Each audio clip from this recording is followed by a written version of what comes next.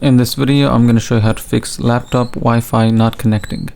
So first, if you go down here and you see no internet connection over here, then what you can try to do first is simply you want to turn on airplane mode and turn it off. So what you can do is basically basically turning off the Wi-Fi and turning it on again and see if that works. Now if that doesn't work, then what you can do is go to device manager, and over here you're gonna find internet network adapters. So you want to find the one that you're connected to. So if you're connected to a wireless, you're gonna find it called like Wi-Fi and something like wireless. If you're connected through Ethernet, like a cable, you're gonna find it called Ethernet.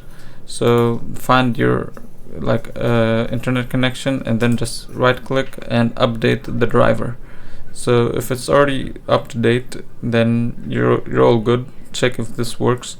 So if it's not, then what you can do is just try to disable the device and re-enable it again and see if this fixes your issue.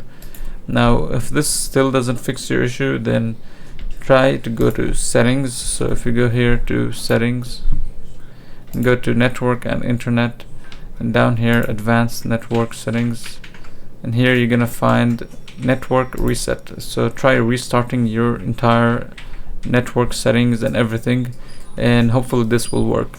And that's it for this video. If you enjoyed this video, make sure to leave a like and subscribe.